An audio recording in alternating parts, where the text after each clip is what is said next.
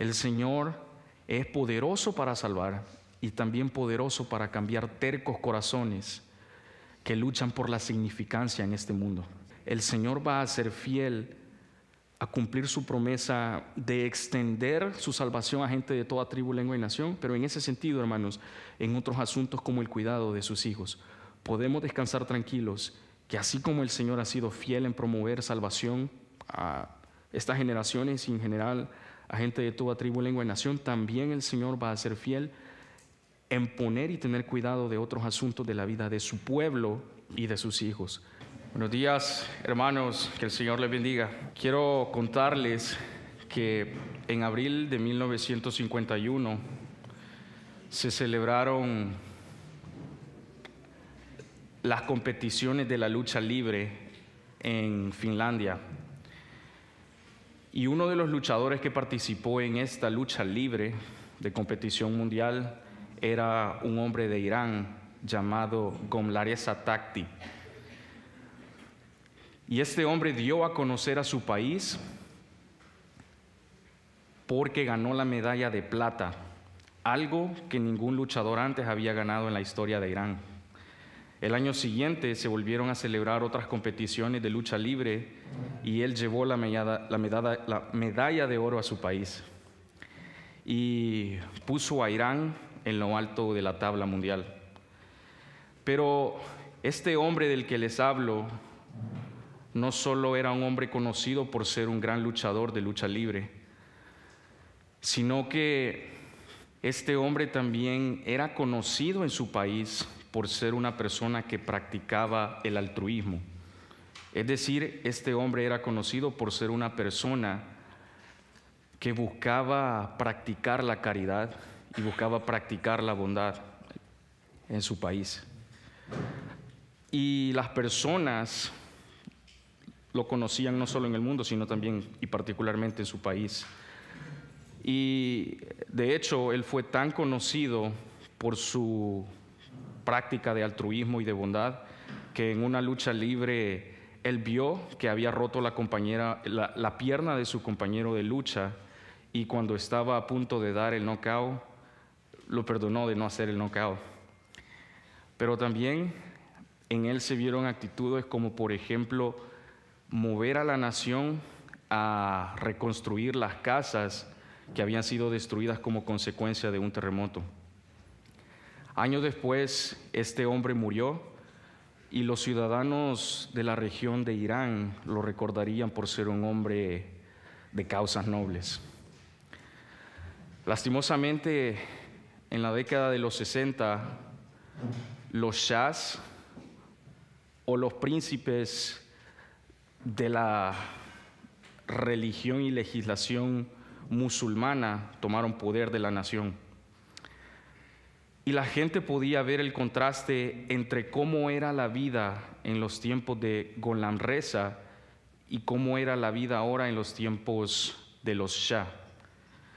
De hecho, hay alguna gente que todavía dice que la vida durante el tiempo de Gholam Reza era dura, pero la vida durante los Shah es 100 veces peor de lo que ya era durante la época de este luchador de lucha libre.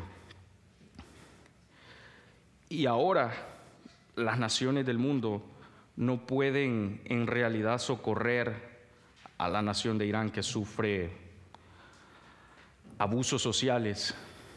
Y en la tabla, Irán es una de esas naciones en las que la libertad de expresión no es una realidad.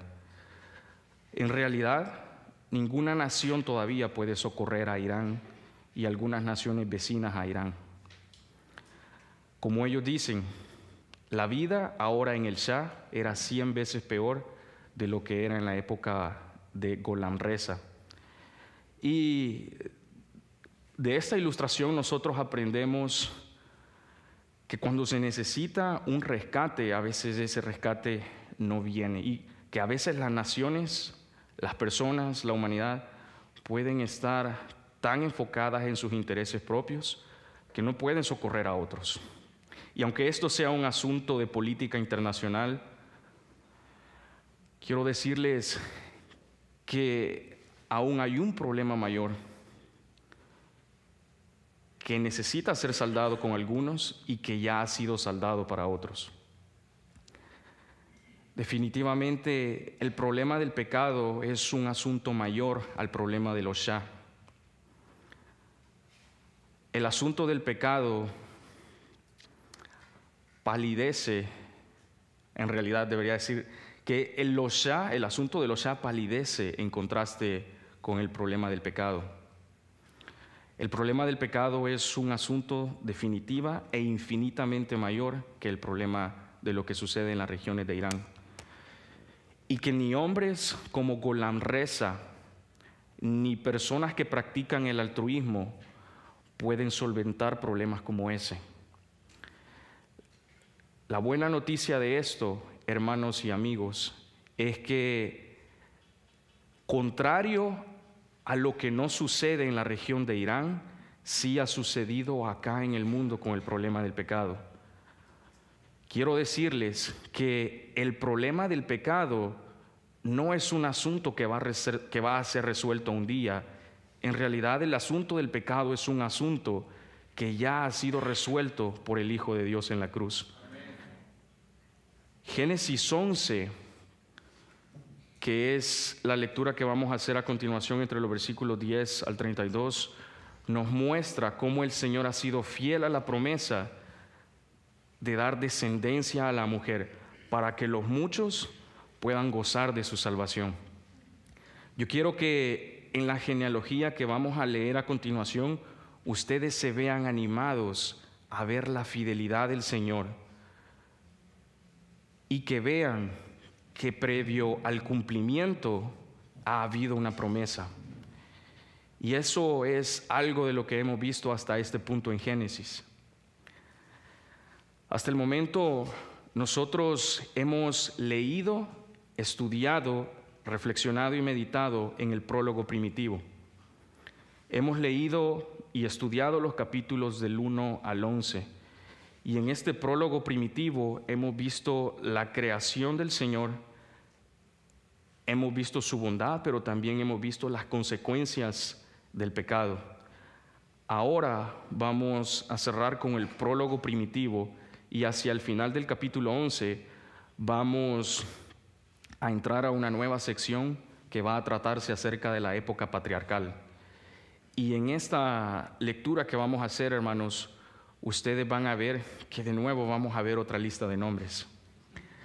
Vamos a ver otros nombres que probablemente no hayamos visto antes, pero también vamos a ver la vida de 3 personas y cómo Dios ocupa a estas personas para, de este punto en adelante, dar forma a la manera en la que Él va a cumplir su promesa de dar un Salvador y una respuesta al problema del pecado, sí, infinitamente mayor al problema social de los Shah en la región de Irán. Así que aquí, hermanos, ustedes van a ver a un hombre llamado Abraham y que más tarde vamos a estudiar en sermones posteriores, que su nombre va a ser cambiado a Abraham, y cómo este es el padre de las 3 mayores y más grandes religiones del mundo. Ustedes van a ver que a través de esta genealogía se muestran detalles específicos, pero escuchen esto, no es una genealogía completa. Aquí se nos muestra una genealogía detallada, pero no es una genealogía completa, en el sentido de que aquí todavía no se muestra el cumplimiento de la promesa de Dios. Aquí se comienza a desarrollar la forma en la que Dios va a llevar a cabo el cumplimiento de su promesa. Y aunque es una genealogía detallada, no es una genealogía completa. Pero esto nos va a animar a nosotros a ver cuál es la resolución de Dios a la promesa que ya ha realizado en los primeros 3 capítulos de la Biblia, de darle descendencia a la mujer y que la descendencia de ésta aplaste la cabeza de la serpiente y que acabe por fin con el asunto y el imperio del pecado y de la muerte. Así que, hermanos, por favor acompáñenme a Génesis 11 y vamos a leer los versículos del 10 al 32. Mientras lo leen, Por favor, vean que esta es la palabra de Dios. Y mientras lo leen, por favor, vean que aquí el Señor ya ha comenzado a efectuar y a poner en marcha su plan de redención para su pueblo. Por eso, aquí en Génesis 11, nosotros vemos el origen del pueblo de Dios. Así que, mientras lo lean, véanse animados, porque el Señor es fiel a sus promesas. Eso es algo que cantamos antes de iniciar este sermón. Así que les invito a que cuando escuchemos fidelidad, no solo lo cantemos, sino que también lo veamos en genealogías como esta. Vean, hermanos, que Génesis 11 es una ventana para que nosotros podamos ver cómo es la fidelidad de Dios desplegado en las genealogías. Las genealogías merecen nuestra atención y en realidad las genealogías existen para nuestro beneficio. La genealogía de Génesis 11 existe para nuestro beneficio en el sentido de que uno puede ver el cumplimiento de la promesa de Dios, que va a desarrollarse en los siguientes capítulos y aún en la narrativa más extensa de la Biblia. Así que léanlo con esa mentalidad y vean qué bueno es el Señor, que ha dado descendencia y aquí va a dar origen a lo que va a ser su pueblo en el resto de la narrativa de la Biblia. Así que vamos a Génesis 11 y leamos los versículos del 10 al 32. Estas son las generaciones de Sem. Sem tenía 100 años y fue el padre de Arfaxad, 2 años después del diluvio. Y vivió Sem 500 años después de haber engendrado a Arfaxad y tuvo otros hijos e hijas. Arfaxad vivió 35 años y fue padre de Sala. Y vivió Arfaxad 403 años después de haber engendrado a Sala y tuvo otros hijos e hijas. Sala vivió 30 años y fue el padre de Eber. Y vivió Sala 403 años después de haber engendrado a Eber y tuvo otros hijos e hijas. Eber vivió 34 años y fue padre de Peleg. Y vivió Eber 430 años después de haber engendrado a Peleg y tuvo otros hijos e hijas. Versículo 18. Peleg vivió 30 años y fue padre de Reu. Y vivió Peleg 209 años después de haber engendrado a Reu y tuvo otros hijos e hijas. Reu vivió 32 años y fue padre de Serug. Y vivió Reu 207 años después de haber engendrado a Serug y tuvo otros hijos e hijas. Serug vivió 30 años y fue padre de Nacor. Y vivió Serug 200 años después de haber engendrado a Nacor y tuvo otros hijos e hijas. Nacor vivió 29 años y fue padre de Taré. Y vivió Nacor 119 años después de haber engendrado a Taré y tuvo otros hijos e hijas. Taré vivió 70 años y fue padre de Abram, de Nacor y de Harán. Estas son las generaciones de Taré. Taré fue padre de Abram, de Nacor y Harán. Harán fue padre de Lot. Harán murió en presencia de su padre en la tierra de su nacimiento en Ur de los Caldeos. Abraham y Nacor tomaron para sí mujeres. El nombre de la mujer de Abraham era Sarai, y el nombre de la mujer de Nacor, Milca, hija de Harán, padre de Milca y de Isca. Pero Sarai era estéril, no tenía hijo, y Taré tomó a Abraham su hijo, a su nieto Lot, hijo de Harán, y a Sarai su nuera, mujer de su hijo Abraham. Salieron juntos de Ur de los Caldeos en dirección a la tierra de Canaán. Llegaron hasta Harán y se establecieron ahí. Los días de Taré fueron 205 años y murió Taré en Harán. Esta es la palabra de Dios. Oremos. Padre de la gloria, gracias porque las genealogías nos permiten ver tu fidelidad. Gracias porque textos como estos y desafiantes como estos nos ayudan a ver que si tú eres fiel a estas promesas, tú también lo eres en otras áreas de la vida. Padre, te pedimos que nos ayudes a entender la importancia del origen de tu pueblo. Anímanos a través de estos nombres a ver cómo es la forma en la que tú has obrado en el mundo y también la forma en la que obras en las vidas individuales de las personas aquí presentes. Te pedimos que nos ayudes a ver a Jesús, que nos ayudes a ver su evangelio y que nos ayudes a ver cómo en él tú has hecho posible las promesas que has realizado en el libro de Génesis. Te pido que este texto consuele a tu iglesia,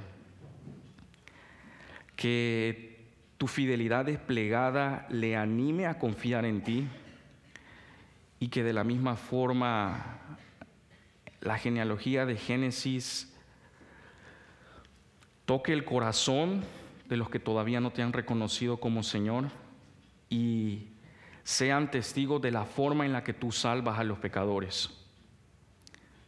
Anima a tu iglesia, consuélala y haz un corazón de carne de las personas que tienen un corazón de piedra. Levanta muertos y Padre, ayúdanos a darte gracias porque nosotros, tu iglesia, somos parte de tu familia. Así, a los amigos que nos visitan, que les ayudes a ver su necesidad de formar parte de tu familia.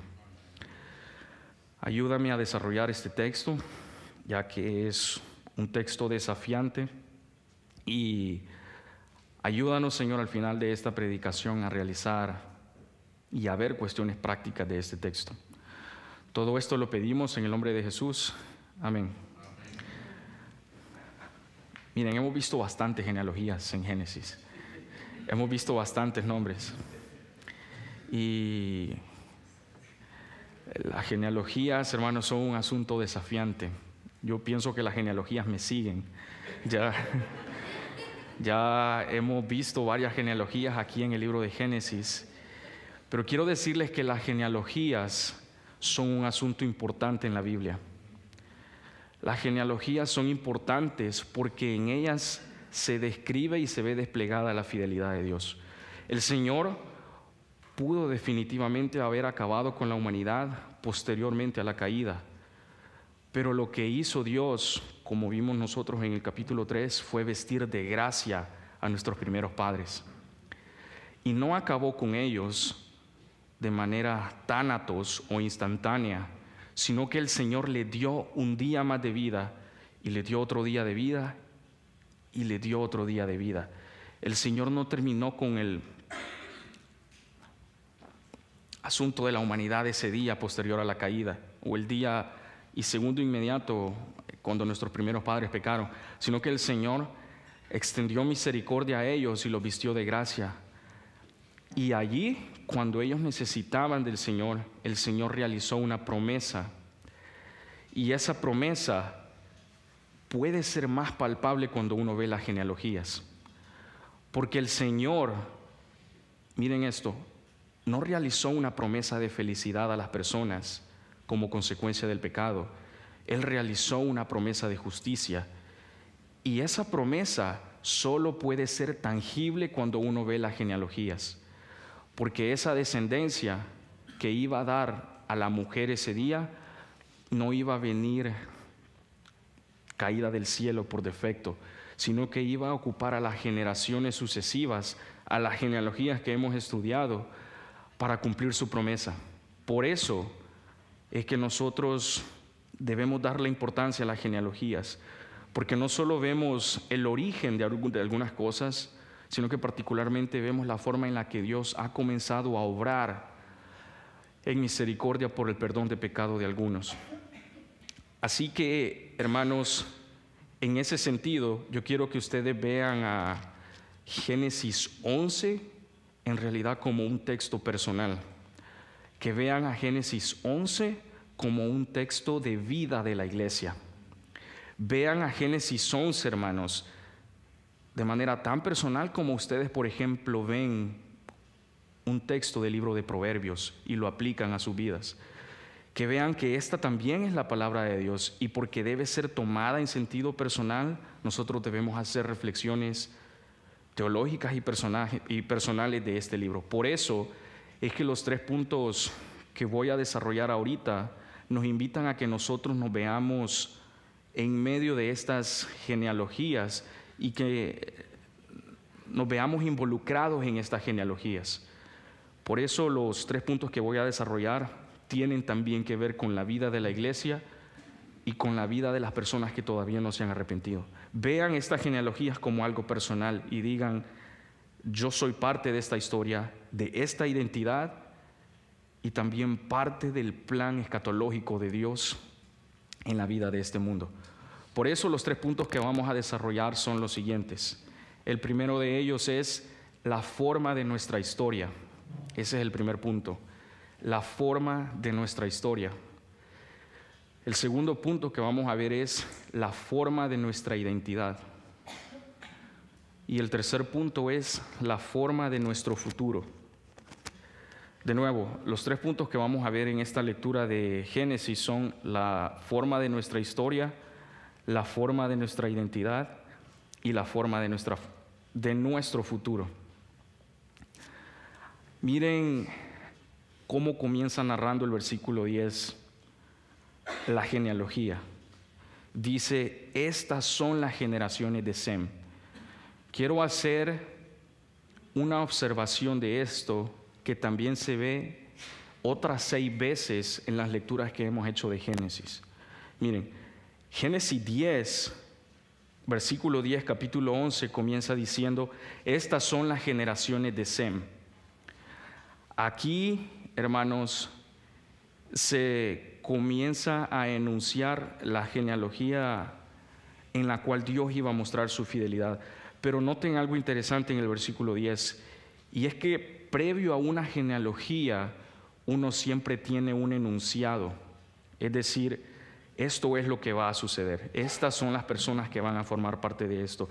En realidad el versículo 10 comienza de esa forma para enunciarnos a nosotros los propósitos de Dios.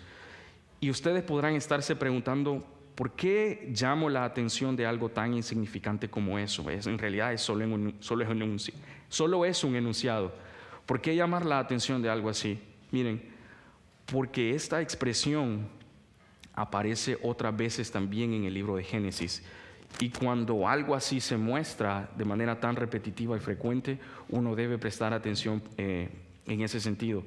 Esta expresión es una expresión que en hebreo se dice toledot, pero que en realidad significa generaciones.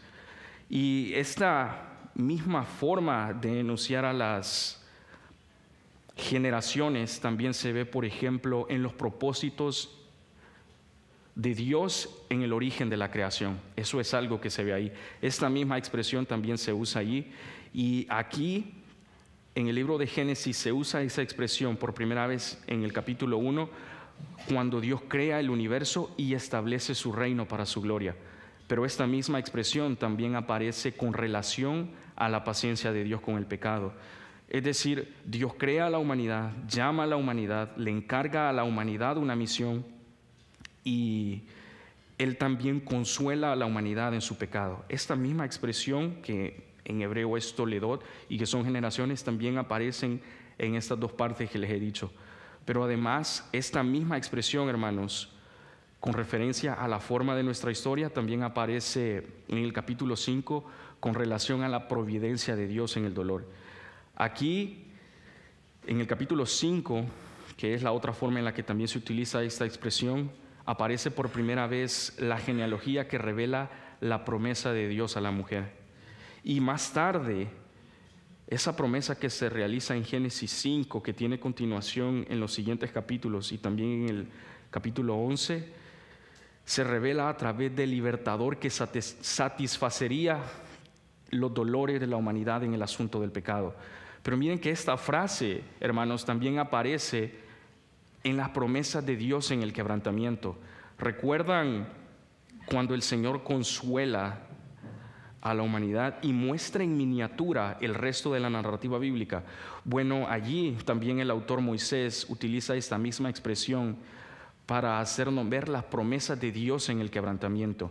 Se utiliza también en el patrón de Dios en el futuro, y lo que sucede en Babilonia, como lo vimos la semana pasada, revela el problema de la humanidad y cómo este problema sigue extendiéndose en las generaciones sucesivas.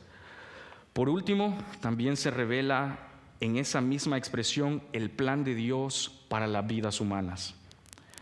Por eso, esta expresión de estas son las generaciones es un asunto bien importante, porque nos permite ver la forma en la que Dios ha comenzado a obrar con la humanidad, no empezando en Génesis 11, sino incluso empezando en Génesis 1, cuando Él da forma a sus propósitos y designios en el mundo que Él ha creado.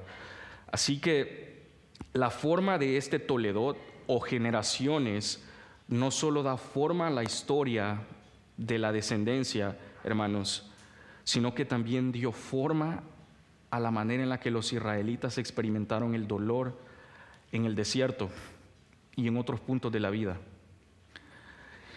Esta genealogía aquí en Génesis 11 y esta expresión de estas son las generaciones de, le ayudó al pueblo de Israel a reconocer su identidad en el Señor, a reconocer cómo era la forma en la que el Señor ha comenzado a obrar desde el inicio y a recordarles la forma en la que el Señor iba a seguir obrando en el futuro.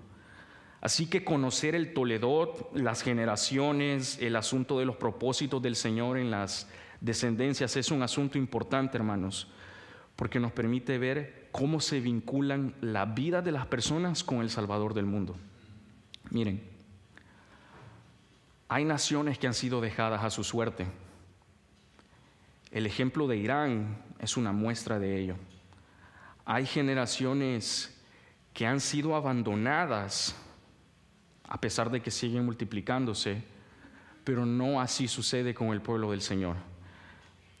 Estas genealogías son importantes porque nos permiten ver de que el pueblo del Señor no ha sido dejado a su suerte.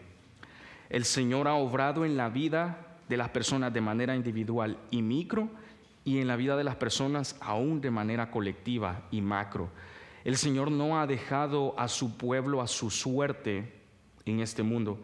El Señor ha obrado en la vida de las personas y aún más en la vida de su pueblo para que estos vinculen sus vidas con la descendencia de la mujer que en el Nuevo Testamento se cumple con nuestro Señor Jesús. Así que en ese sentido, hermanos, esta importancia de las genealogías nos muestra la forma de nuestra historia, nos muestra la forma en la que el Señor ha trabajado en el pasado para reunir a un pueblo de toda tribu, lengua y nación, y también para que nosotros confiemos y estemos seguros de que los trabajos en el Señor son fieles, buenos y de beneficio para su pueblo. La forma de nuestra historia tiene mucho que ver con Génesis 11 y las generaciones que aquí se narran. Por eso es que Génesis 11 en realidad da forma a nuestra historia. Recuerdan que en el capítulo 10 nosotros vimos que el documento de Génesis 10 y las genealogías ahí presentes son en realidad un documento fidedigno aún para personas que no confían en la fe cristiana. Por eso es que nosotros debemos vernos parte de nuestra historia, porque documentos como Génesis 10 y Génesis 11 relatan no solo los inicios de la humanidad posterior al diluvio, sino también la forma en la que Dios, de manera paciente y fiel, obra en favor de su pueblo y para que estos gocen de la bendición del libertador. En ese sentido es que nosotros podemos retroceder en el tiempo y ver cómo inició nuestra historia como pueblo de Dios. El Señor, miren que a pesar que le realizó una promesa o le realizará una promesa a Abraham aquí en los capítulos posteriores al 11, no delimitó su promesa a un pueblo como algunos piensan. El Señor que realiza una promesa a Abraham no le dice que iba a ser solo el salvador de él y de su familia. En realidad él iba a reunir a gente de todas las naciones e iba a hacer una familia en Abraham. La iglesia los que han sido perdonados por Jesús, se han arrepentido de sus pecados, pueden trazar su línea familiar a Génesis 11, a Génesis 10. En este sentido, la vida de los creyentes puede remitirse a Génesis 11, y aquí nosotros podemos ver la forma en la que Dios ha comenzado a trabajar en la historia de su pueblo. Este es un texto fantástico porque nos permite hacer un trazo familiar y nos permite hacer un trazo histórico para ver la forma en la que Dios ha comenzado a trabajar con su pueblo. De nuevo, su pueblo no ha sido dejado a la suerte. Él tiene poder y soberanía sobre ellos y aún los protege, aunque hayan eventos entre la promesa y el cumplimiento. Por eso, hermanos, nosotros podemos confiar en las promesas del Señor. Y como les he dicho, Génesis 11 invita a propios y extraños a confiar en la fidelidad del Señor. Génesis 11 nos invita a ver que el Señor no se olvidó de la promesa que le realizó a la mujer, a Eva. El Señor no olvida sus promesas, y puede ser que algunos la tengan por tardanza, pero el Señor es fiel a sus promesas. Él no cambia de parecer. Y el asunto de las genealogías es una prueba fidedigna de eso. El asunto de las genealogías da forma a nuestra historia. Vamos al segundo punto, y es el asunto de la forma de nuestra identidad. Aquí, hermanos, entre los versículos 11 al 26, uno ve una diferencia notable entre las genealogías que se han narrado antes y la genealogía que se está narrando ahora. En el sentido de que la genealogía de Génesis 5 y Génesis 10 son algo así como quién es quién, pero la genealogía de Génesis 11 es algo así como quién es él, hablando del nombre, quién es ella, quiénes son estos nombres. Son nombres que uno no vuelve a encontrar en otros escenarios de la Biblia, y a pesar que son nombres conocidos, en realidad son personas que Dios ha ocupado para dar forma a la identidad de su pueblo. Entonces, ¿por qué se dan estos nombres aquí? Miren, en gran parte Moisés ocupa estos nombres descritos aquí en Génesis 11 para que estos muestren su conexión biológica con el Salvador del mundo. Sus nombres están escritos aquí en la Escritura no por su extraordinaria fama. En realidad uno no vuelve a saber de ellos, y difícilmente estos nombres pueden ser recordados. Así que no están puestos aquí para que las personas vean la extraordinaria fama de ellos, sino para que en sentido general estas personas sean instrumentos de cómo se ve la fidelidad ordinaria de Dios aplicada a la vida de su pueblo. Ustedes recordarán que en la predicación del domingo pasado tratamos el asunto del problema de la torre y de Babilonia. Y ustedes recordarán que los habitantes de esa zona trataron de hacerse un nombre. Ellos querían construir una cosa para hacerse un nombre en el mundo, pero el Señor saboteó sus planes. Pero miren aquí, hermanos, que las personas que de manera ordinaria aparecen aquí en realidad son importantes, porque ellas ayudan a conectar de manera biológica al pueblo de Dios con el Salvador del mundo. Así que, aunque no todo el mundo pueda conocer a estas personas, y ellos no estaban tratando de hacer un nombre para ellos, el Señor ocupa a estas personas para hacer una conexión biológica con el Salvador. Estas personas que no trataron de hacerse un nombre serán recordadas por ser personas de nombre y que conectan las genealogías con el Salvador del mundo. Y esto merece nuestra reflexión. ¿Saben por qué? Porque vivimos en una época y en una cultura que lucha por la significancia. Vivimos, hermanos, en una cultura en la que todas las personas quieren ser reconocidas.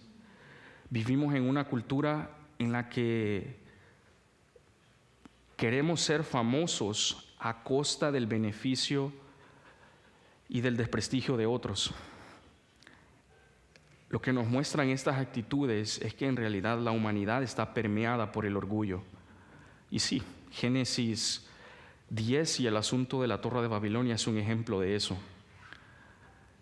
Vivimos en una cultura que quiere hacerse nombres, pero miren, hermanos, que este pasaje nos muestra que lo que importa no son las credenciales de uno, sino nuestra conexión con el Salvador del mundo. Génesis 11 existe para nuestro beneficio, para que nosotros renunciemos a nuestra capacidad e intento de ganar el mundo y en realidad confiemos que nuestras credenciales personales, empresariales, laborales, no son en realidad importantes como la verdadera conexión que las personas deben tener con Jesús. Así que eso, hermanos, debería impulsarnos y debería a nosotros ayudarnos a renunciar a la presión del rendimiento en este mundo. Ninguna de las cosas que realizamos, que practicamos, que decimos, que estudiamos, son relevantes como en realidad sí ser conocido por Jesús, el Hijo de Dios. Las personas que trataron de hacerse un nombre en el capítulo 10 se vieron sacudidas por Dios. Pero las personas que no están tratando de hacerse un nombre, como se muestra aquí en el libro de Génesis, en la genealogía que estamos leyendo, fueron bendecidas y recibieron gracia del Señor. Esa es una reflexión para nosotros, porque nos hace ver que en realidad no importa quiénes seamos, lo que poseamos. Si nosotros no somos conocidos por Jesús, el Hijo de Dios, entonces nada de lo que hacemos, poseamos, tengamos, vale nada. Por eso Jesús en el Nuevo Testamento dice que más vale renunciar a las posesiones de este mundo y que nada de eso tiene comparación en realidad con ser conocidos por Él. Por eso quiero invitarles a ustedes a que consideren el hecho que lo que realizan no es tan importante como sí estar conectado con Jesús y formar parte de su familia. Estos conectados de manera biológica y así también la iglesia. Que nosotros veamos que estas personas que no trataron de hacerse un nombre y no son conocidos por su extraordinaria fama, son conocidos por Jesús, el Hijo de Dios. Les invito a que renuncien a la forma en la que ven las posesiones y la importancia de los títulos y que en realidad se rindan a los pies del Salvador del mundo, porque eso es lo verdaderamente importante. Por eso estas personas en adelante van a ser conocidas como las personas que están conectadas de manera biológica con Jesús, el Hijo de Dios. En resumidas cuentas, en esta parte de Génesis, nosotros vemos sutilmente la fidelidad de Dios combinada con un enfoque en la próxima generación. Y en esta generación, los creyentes tenemos nuestra identidad. Si nosotros estamos conectados como estas personas de manera biológica a Jesús, entonces nosotros podemos ser parte de su familia y también podemos gozar de ser parte de su pueblo.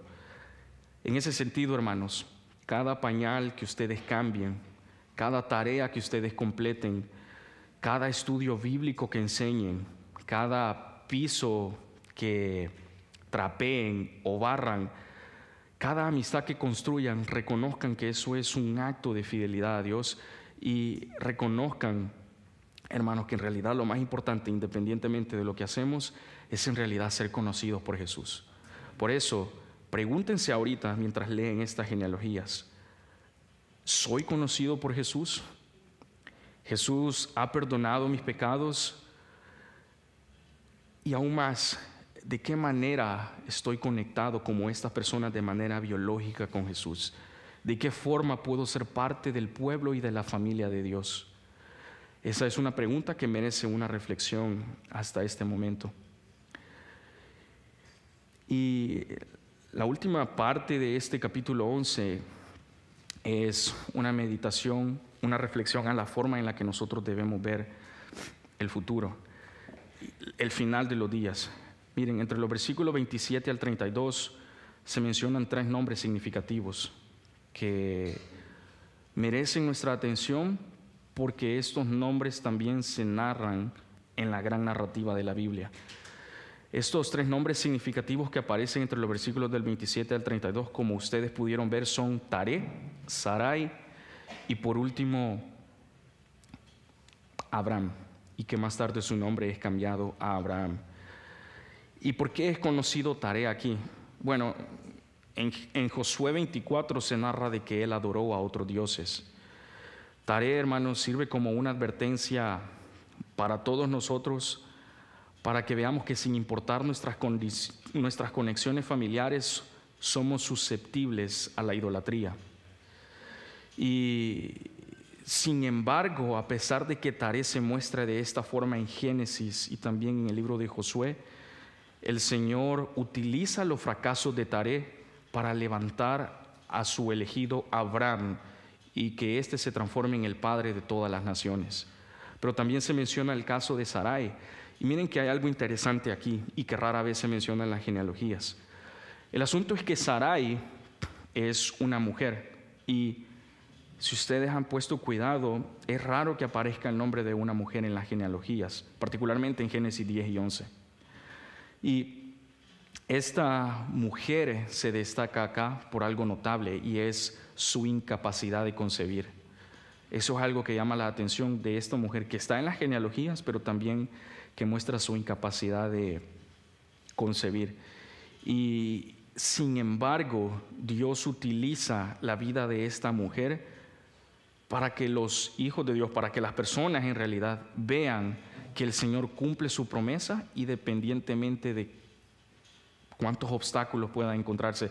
Miren, el Señor ocupó también a personas como Taré, idólatra, a Sarai, que era una mujer que no podía concebir, para llevar a cabo el cumplimiento de su promesa.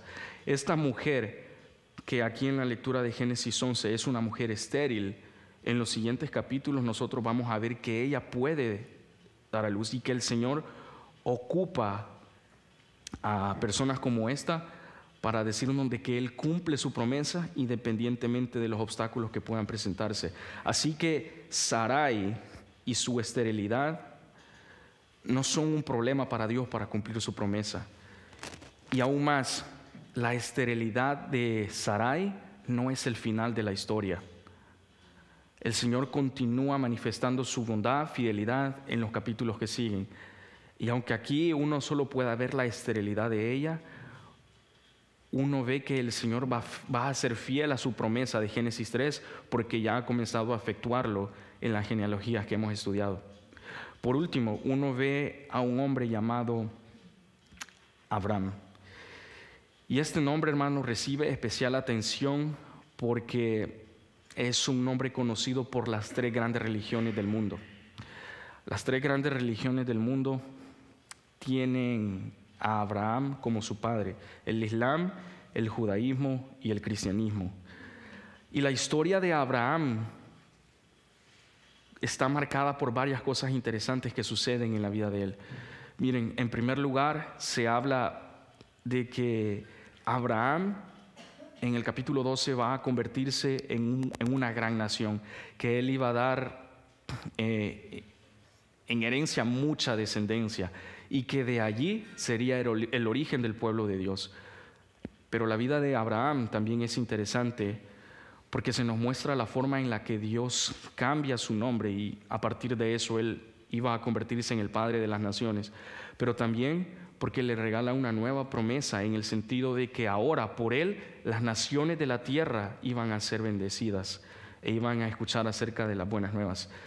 Pero también Abraham creció en una situación difícil, creció en una región pagana y en una región idólatra, una región que en realidad no confesaban a Dios como una deidad, como si va a suceder más adelante que el pueblo de Israel reconoce a Dios como deidad. Así que este hombre creció en medio de un ambiente hostil y en medio de un ambiente idólatra. Pero aquí, hermanos, el Señor muestra que le va a proporcionar una familia y que también le va a dar un propósito mayor, y es ser el padre de las naciones. Miren, pueda que ustedes se encuentren en la misma situación, pueda que ustedes hayan crecido en una familia disfuncional, pueda que ustedes hayan crecido en un ambiente hostil en la ciudad en la que crecieron, en la familia de la que formaron parte. Hermanos, puede ser que ustedes hayan luchado contra el problema del quebrantamiento, la depresión y la ansiedad. Y también los amigos que nos visitan. Puede ser que hayamos crecido en ambientes como esos, pero a través de la historia de Abraham uno puede ver que el Señor cambia los corazones de las personas que forman parte de su familia. A través de la historia de Abraham uno ve, hermanos, que el Señor cambia de manera completa la vida de una persona y de su trasfondo, y que eso es posible por el poder del Evangelio. Eso es posible, hermanos, por lo que Jesús hace y realizó y sigue realizando a través de su muerte. El cambio de vida de una persona solo es posible a través del poder de Dios y de su glorioso Evangelio. En un sentido, escuchen, el Evangelio nos capacita a nosotros para liberarnos del imperio del pecado y de la muerte, pero también para librarnos del mal del quebrantamiento y de la ansiedad. Hermanos, miren cómo el Señor ocupa en esta porción de las genealogías a Abraham y hace que salga de la tierra de Ur y vaya con un propósito. Y ahora por esto él puede gozar de formar parte de la familia de Dios. Estoy hablando de eso de manera breve porque vamos a ocupar más espacio para eso en otras predicaciones, pero noten por el momento, hermanos, que en la última parte de Génesis se mencionan estas tres cosas: la historia de Taré, la historia de Sarai y la historia de Abraham, para que nosotros veamos la forma y la manera en la que Dios forja el futuro de las personas. Miren, Taré, que era un idólatra, fue usado por Dios. Sarai, que era estéril, en adelante va a ser una mujer que va a concebir. Y Abraham, que también vivía en una época hostil y en una época idólatra, va a ser utilizado para ser el padre de todas las naciones y así continuar con el cumplimiento de la promesa del Señor realizado en Génesis 3. Respecto a eso, quiero decirles que el Señor es poderoso para cambiar la vida de las personas. Estas tres personas que se mencionan acá son una muestra de ello. Así que independientemente de la forma en la que nos encontremos, sepan que el Señor es poderoso para cambiar eso. Miren, cambió el corazón de un idólatra. En adelante va a cambiar el vientre de una estéril y también va a cambiar el terco corazón de un hombre como Abraham. El Señor puede hacer lo mismo por las personas que no han reconocido su pecado. El Señor es poderoso para salvar y también poderoso para cambiar tercos corazones que luchan por la significancia en este mundo. El Señor puede cambiar la forma en la que las personas ven su vida, su vocación y su profesión y hacerlos parte de su familia, pero solo a través del poder transformador del Evangelio. Y por eso quiero que vayamos al primer punto de aplicación y veamos la forma en la que podemos aplicar este texto de manera práctica. Miren, quien acepta a Jesús como su Salvador y su Señor se convierte en parte del pueblo de Dios. La relación de Dios con una persona no tiene nada que ver y es aparte de la asistencia a la iglesia. La relación de una persona con Dios no tiene nada que ver con venir aquí. Hay personas que crecen engañadas y viven engañadas todavía, pensando que su asistencia a la iglesia es un mérito para el gozo del cielo. Quien acepta a Jesús como Señor y Salvador se convierte en parte del pueblo de Dios. Y solo de esa forma, hermanos, es como los pecadores, y no a través de las buenas obras, pueden gozar de formar parte de la familia de Dios. Es solo a través del reconocimiento de que Jesús es el Señor, Salvador, y que reconozcamos que nosotros no somos capaces a través de los méritos profesionales, sociales y académicos de salvarnos a nosotros mismos. Quiero que vean, hermanos, los miembros de la iglesia, que formar parte de la familia de Dios es un gozo grande y debería ser la motivación de nuestras vidas. pero también quiero que vean las personas que no conocen ni han reconocido a Jesús como Salvador, su necesidad de formar parte de la familia de Dios. Que vean que nada de lo que realicen, y aún su intento por la significancia, tiene un mérito para gozar de la salvación de Dios. Por otro lugar, el texto veo que nos invita a meditar en la fidelidad de Dios. Vean, hermanos, que en el texto que hemos leído se exalta la gracia de Dios.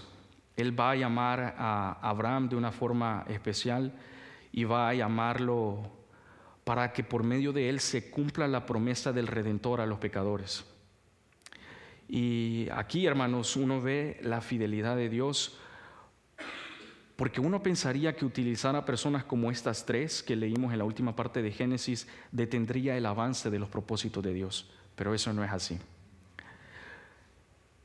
Este texto, y particularmente la última parte, nos permite meditar en la fidelidad de Dios. Miren, si el Señor ha sido fiel en un asunto tan complejo como extender su salvación a gente de toda tribu, lengua y nación, ¿cómo el Señor no va a ser fiel y cuidadoso en otras áreas de la vida de nosotros? Si el Señor ha sido fiel en un asunto complejo como proveer salvación a pecadores, el Señor es fiel para cumplir otra de sus promesas que también ha realizado en la Biblia. El Señor es fiel en cumplir sus promesas y nosotros podemos descansar y esta noche podemos ir a dormir tranquilos, porque Génesis 11 en realidad es una muestra que el Señor es fiel a sus promesas. El Señor será fiel a lo que Él ha prometido, no a lo que nosotros pensamos que Él ha prometido. El Señor va a ser fiel a cumplir su promesa de extender su salvación a gente de toda tribu, lengua y nación, pero en ese sentido, hermanos, en otros asuntos como el cuidado de sus hijos, podemos descansar tranquilos que así como el Señor ha sido fiel en promover salvación a estas generaciones y en general a gente de toda tribu, lengua y nación, también el Señor va a ser fiel en poner y tener cuidado de otros asuntos de la vida de su pueblo y de sus hijos. También, hermanos, el texto de Génesis 11 veo que nos puede ayudar a nosotros a que luchemos contra el problema de la significancia, que es un asunto del que ya les hablé. Cuando nosotros, hermanos, conocemos a Jesús y sabemos dónde radica nuestra identidad, podemos dejar de esforzarnos en ser vistos por los demás. Cuando reconocemos que Jesús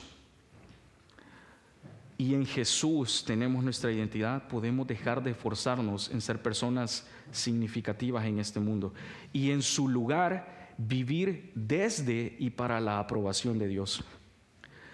Ustedes han quizás leído el Salmo 90:12, pero allí se dice que Señor, enséñanos a contar bien nuestros días. Ese es un salmo significativo porque como hijos de Dios, nosotros debemos vivir vidas de sabiduría, viviendo en amor y también amando a nuestro prójimo. Lamentablemente, hermanos, luchamos contra el problema de la significancia. Por eso les invito a que en ese sentido nosotros recordemos que un día el Señor va a regresar como ladrón en la noche.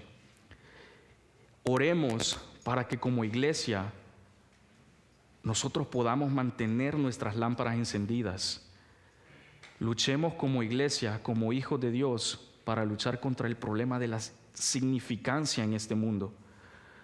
Oremos, hermanos, para que así como dice este salmo, nosotros podamos contar bien nuestros días y podamos vivir vidas de sabiduría, de gozo y de contentamiento en Dios y no en quienes somos ni en lo que tenemos.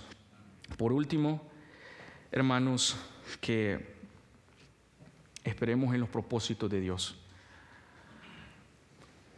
A pesar que uno ha visto el comienzo del plan de trabajo de Dios en salvar a las personas, esa promesa todavía no se hace concreta hasta la venida del Hijo de Dios en el Nuevo Testamento.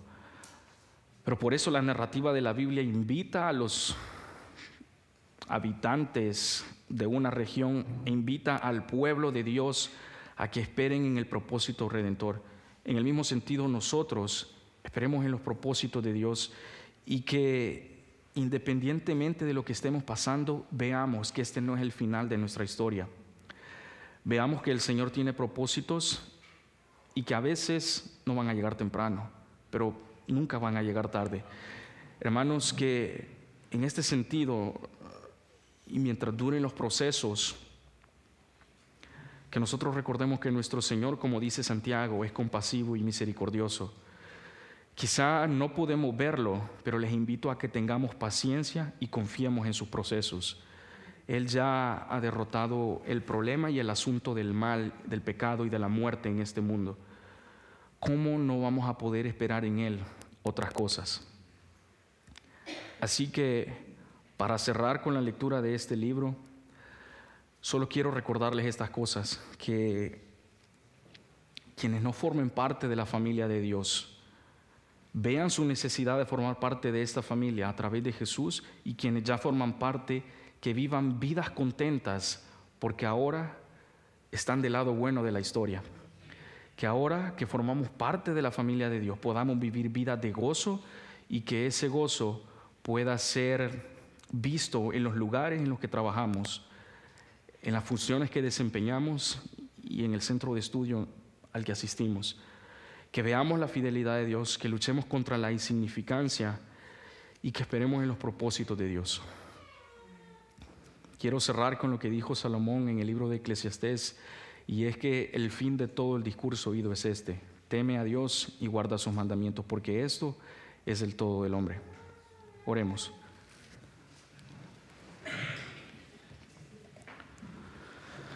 Padre eterno Dios, gracias por la bendición de las genealogías en la narrativa de la Biblia. Gracias por enseñarnos por qué son importantes estos nombres desconocidos y cómo por medio de estos nosotros podemos ver nuestra necesidad de formar parte de tu familia. Gracias porque has reunido a esta hora a un pueblo y gente de toda tribu, lengua y nación que confiesa que Jesús es el Señor. Ayúdanos a vivir vidas, Señor, que nos enseñen a contar bien nuestros días. Ayúdanos a vivir vidas de sabiduría y ayúdanos a vivir vidas, Señor, que no sean marcadas por la significancia. Ayúdanos a vivir vidas, Señor, que vayan en contra de eso y a que renunciemos a las posesiones que tengamos. Ayúdanos, por favor, a experimentar el gozo de la salvación de manera colectiva y de manera personal, y al Señor ver que toda tu palabra aquí en la Escritura es palabra veraz y es palabra verdadera. El asunto de las genealogías, es también tu revelación inspirada.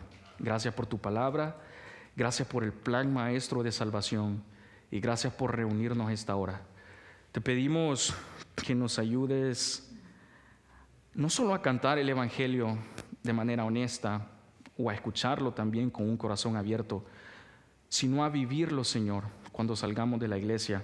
Ayúdanos a meditar en las glorias del Evangelio y ayúdanos a vivir en el Evangelio. Todo esto lo pedimos y te damos gracias. En el nombre de Jesús, amén.